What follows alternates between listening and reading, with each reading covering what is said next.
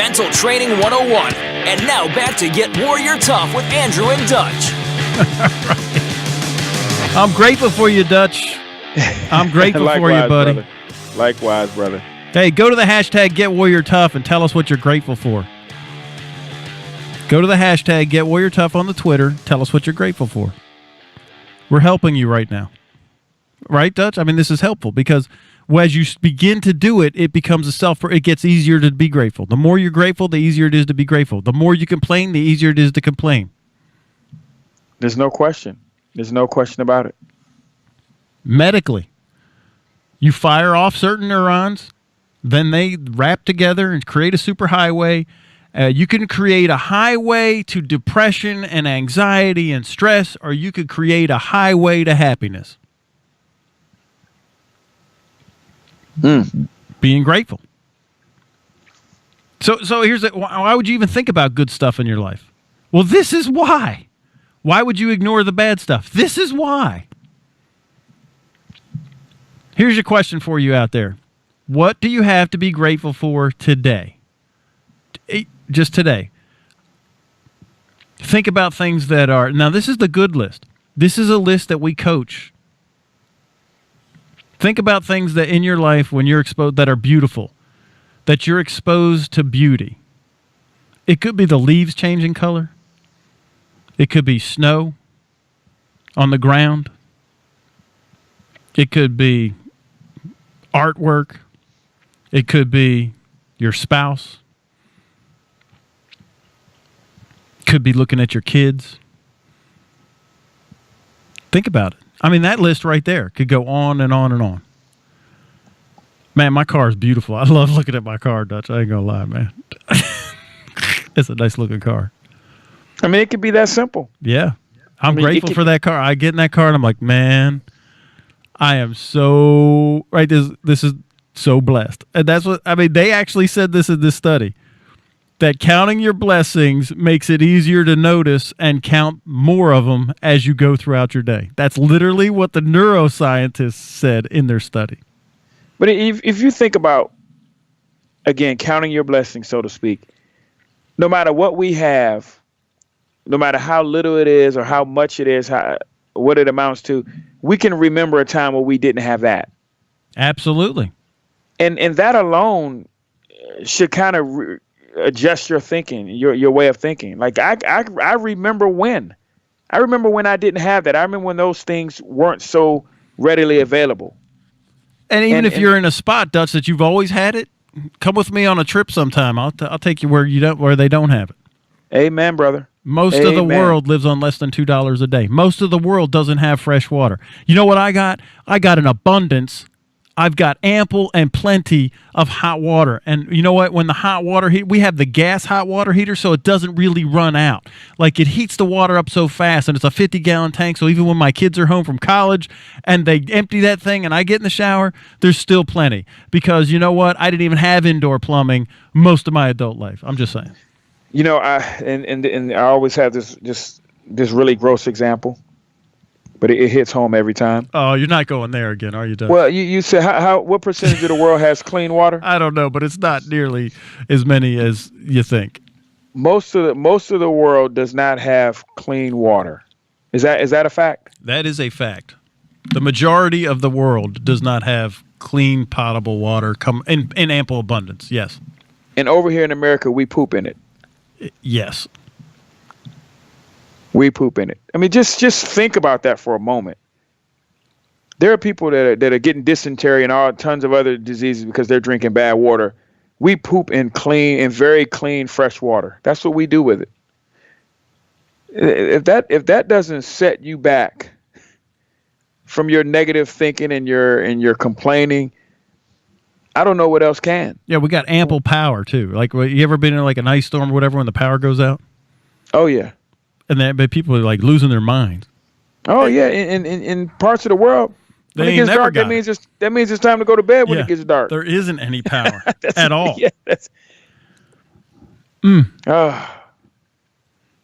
See, this is the kind of stuff I'm talking about. This is the kind of stuff I'm talking about. See, we got so much to be grateful for, and all I hear is a bunch of complaining and whining, and I need, my coloring book and my therapy dog, and I got to have a cry room and a safe space, and, the refs cheated and the other team cheated, and that was a bad call, and, on and on and on and on and on.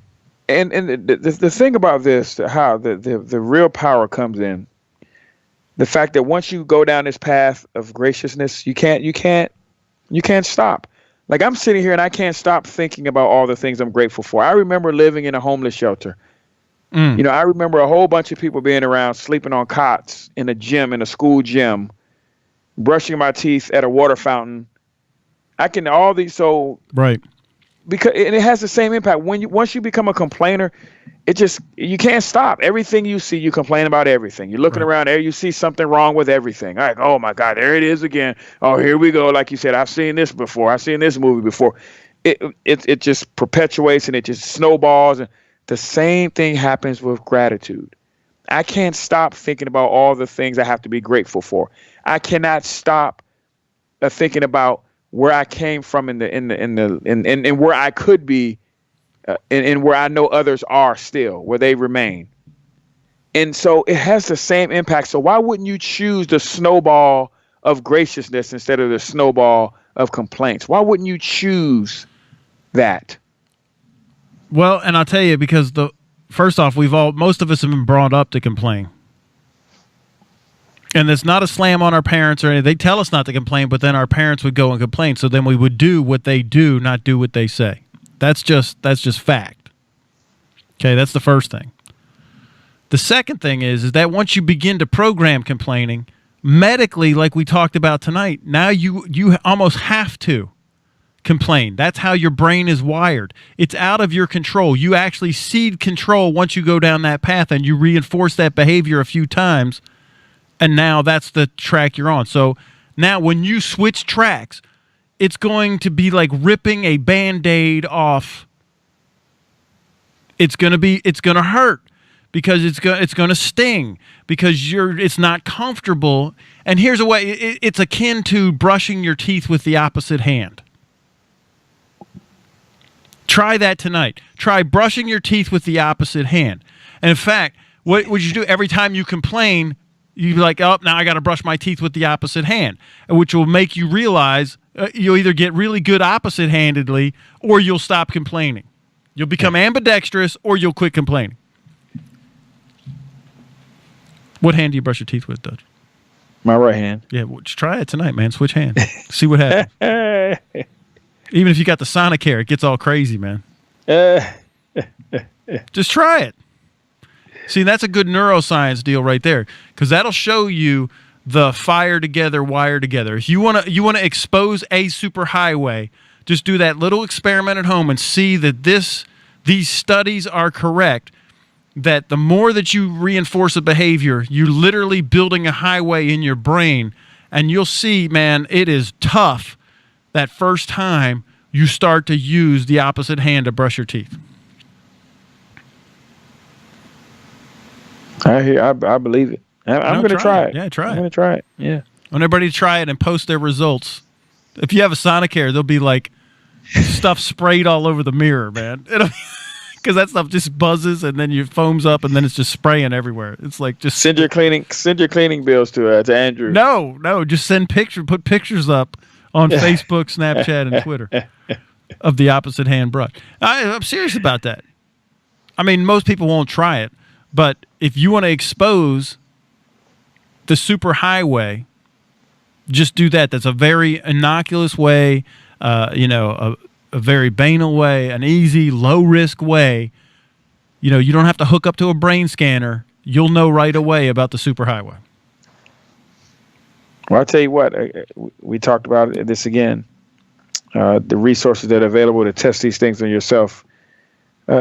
Go think about do this one day, do nothing but complain. Look at everything you see that you don't like, point it out, say something negative about it. I guarantee you it becomes easier and easier to find things to complain about. You can look, you can turn your head 10 degrees and you'll find something else to complain about. Well, I don't know, man. We shouldn't ask people to do that because then it's like Matthew McConaughey when he gained the 45 pounds for that role and then it's hard to get back. So maybe you don't want them to go down that path because it might be hard to come back. Well, I tell you, you do that, and then you commit to the next day doing the exact opposite. Yeah. So if you can and write it down so you won't forget, Yeah. get yourself out of that mode. So the next day you say, I'm going to be gracious all day long. You're going to find it as the day goes on. You're not going to run out of things. It's going to become easier and easier and easier to find things to be gracious about. And then what's going to happen is you're not going to be able to stop. Everything you look at, you're going to be, oh, well, I'm thankful for that. Oh, man, I'm thankful that light didn't take that long to change because now I'm home a few minutes earlier than I planned and I get to do X, Y, and Z. Now, you're not going to be able to stop. And those super highways are going to be forming in your brain in the directions that you want to be pointed. So give it a shot. This is real stuff. This is stuff that you can do, things that you control, things that you can manage, and try to reprogram yourself for your betterment. Try to set yourself up for success. This is just one of the many tools that we provided you with. This is one that I would encourage you to do out of love of yourself and of your own self-interest, kind of. Because, man, it feels great. It makes you feel great to realize what you have to be thankful for. And in the spirit of Thanksgiving week, with Thanksgiving being tomorrow. Absolutely. Now, Dutch, you can't take any of that stuff back when the Redskins lose to the Cowboys on Thursday. Never. Not going to happen. Okay. Now, listen, what you're talking about, what you were just talking about, reminded me of my little girl, Michaela. She's 13 or almost 13. She'll be 13 in a couple weeks, 7th grade. She literally enjoys what we call all the little things in life. She gets great pleasure out of the small things, and she's just grateful for the littlest things. And I absolutely love being around her.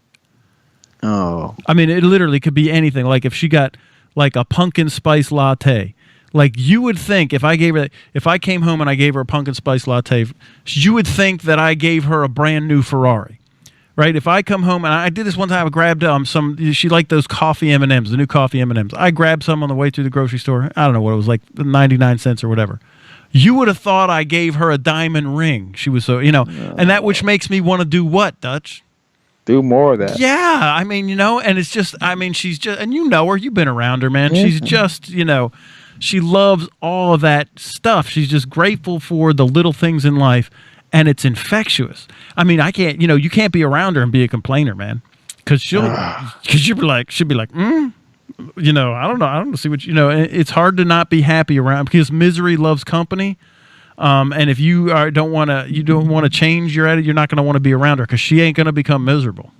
I can't follow up. I can't follow that. That's a great story to end the show on. I don't know where the hour went, but that's a great story. I won't even attempt to match that. That's beautiful. I love it. Well, thanks, buddy. I mean, I'm grateful for her and my boys and my wife, my smoking hot wife. Whoop! On Thanksgiving, and you know what, Dutch? I'm super grateful for you and our friendship and our partnership, and I'm grateful for your wife and your awesome kids. They've loved on me the same that you loved on me and accepted me and all my craziness. Hopefully. Love you, Coach. But yeah, I hope everybody has a great Thanksgiving and really just take some time and think about how awesome your life really is. Dutch, I love you, buddy. Have a great weekend, and hopefully we'll you know what? Hopefully I'll talk to you this weekend, but if not, go Redskins for you. Amen, brother.